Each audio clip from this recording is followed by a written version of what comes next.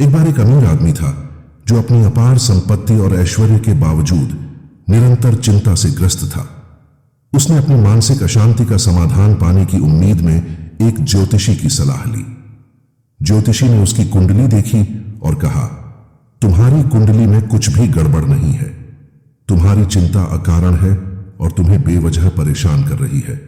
तुम्हें किसी आचार्य से भगवत गीता सीखनी चाहिए और उसकी शिक्षाओं को अपने जीवन में लागू करना चाहिए। इससे तुम्हारी सारी चिंताएं दूर हो जाएंगी। इसके अलावा कोई दूसरा उपाय नहीं है। शांति पाने के लिए दृढ़ संकल्पित होकर अमीर आदमी एक आचार्य के पास गया जो उसे गीता सिखाने के लिए खुश था। आचार्य ने सुझाव दिया, हम पहले अध्याय से शुरू करेंगे और 3 महीने में 18 अध्यायों की पूरी किताब पूरी कर लेंगे।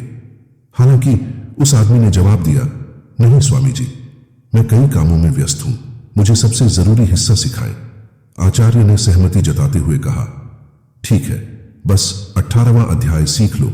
यह गीता का सारांश है और इसमें 2 सप्ताह लगेंगे। आदमी ने जवाब दिया, 2 हफ्ते भी मुश्किल है, मुझे कुछ आसान सिखाओ। आचार्य ने कहा, 18वें अध्याय में एक श्लोक है, सर्वधर्मान परित्यज्य, जिसमें गीता का सार है। बस उसी एक श्लोक को सीख लो। उस व्यक्ति ने कहा, एक श्लोक भी मेरे लिए सीखना कठिन है, मुझे कोई सरल श्लोक बताओ। आचार्य ने अंत में कहा, उस श्लोक में एक महत्वपूर्ण शब्द है, मां शुच्च, जिसका अर्थ है चिंता मत करो। बस इसे समझ लो और तुम्हें गीता का सार समझ में आ जाएगा। आदमी ने जवाब दिया, ठीक है, लेकिन मैं पहले से ही चिंतित हूं। मुझे चिंता मत करो कहने से कोई मदद नहीं मिलेगी।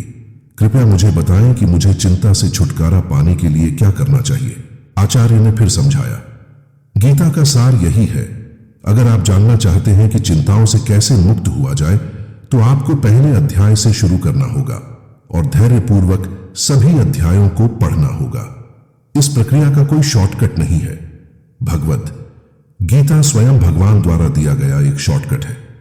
यह सभी वेदों का सार है, जिसे दयापूर्वक इसलिए दिया गया है ताकि सत्य को समझने के लिए किसी को दिमाग को झकझोर देने वाले उपनिषदों और वैदिक मंत्रों से गुजरने की जरूरत न पड़े। आचार्य के शब्दों में छिपी बुद्धिमत्ता को समझकर वह व्यक्ति सचेत हो गया और अपने गुरु के मार्गदर्शन में उसने प्रारंभ से गीता का अध्ययन करना प्रारंभ कर दिया। कहानी की नीति। भगवत गीता 2.11 में भगवान कृष्ण अपनी शिक्षा इस प्रकार प्रारंभ करते हैं, अशोच्यान अन्वशोचस्त्वम प्रज्ञा वदम से च, भाषा से गता सुन अगता सुन से च नानुशोकंती पंडिताः। परम पुरुषोत्तम भगवान ने कहा, तुम विद्वान वचन बोलते हुए भी उस बात के लिए शोक कर रहे हो जो शोक करने योग्य नहीं है। जो बुद्धिमान है वे न तो जीवितों के लिए शोक करते हैं और न ही मृतकों के लिए। यहां कृष्ण अर्जुन को निर्देश देते हैं कि वह उन मामलों के बारे में चिंता न करे जो चिंता करने योग्य नहीं है। गीता में भगवान बार बार चिंता न करने के संदेश पर जोर देते हैं। वे 2.11 में चिंता मत करो से शुरू करते हैं और दूसरे अध्याय में न त्वम शोचितुम अर्हसि, आपको चिंता करने का कोई कारण नहीं है, जैसे वाक्यांशों के साथ इसे कई बार दोहराते हैं। भगवत गीता 105 में वे फिर से अर्जुन से कहते हैं, मां शुच, चिंता मत करो, और अपने अंतिम निर्देश में उन्हीं शब्दों के साथ समाप्त करते हैं, मैं तुम्हें सभी पापों से मुक्ति दिलाऊंगा, चिंता मत करो, मां शुच। गीता का सार यही है कि हमें चिंता से मुक्त होना चाहिए, चिंता को बाहर फेंक देना चाहिए, क्योंकि संसार भगवान के अधीन है। लोग अक्सर वैभव या सुख सुविधाओं की कमी के बारे में चिंता करते हैं और जब दूसरों के पास ये सब होता है तो वे चिंतित हो जाते हैं। जब सब कुछ ठीक लगता है और चिंता करने की कोई बात नहीं होती तो लोग चिंता करते हैं कि चिंता करने की कोई बात नहीं है। चिंता करना हमारे स्वभाव का हिस्सा बन गया है, लेकिन यह चिंता विश्वास और समर्पण की कमी के कारण होती है। चिंता से मुक्त होने का कोई शॉर्टकट नहीं है। एकमात्र तरीका भगवान के नामों का निरंतर जाप करना और भगवत गीता और भागवतम जैसे शास्त्रों का समर्पण भाव के साथ गहन अध्ययन करना है।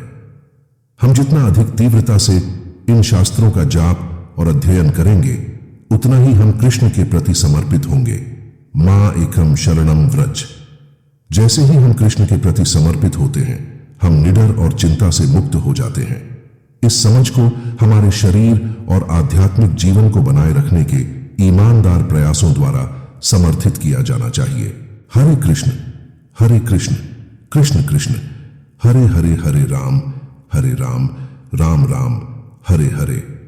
पुण्य। मैं सभी भक्तों से विनम्र निवेदन करता हूं कि वे जो नैतिक और शिक्षाप्रद कहानियां सुनते हैं उन्हें आगे बढ़ाएं और साझा करें, ताकि हर कोई कृष्ण और उनके प्रिय भक्तों के बारे में सुनकर लाभान्वित हो सके।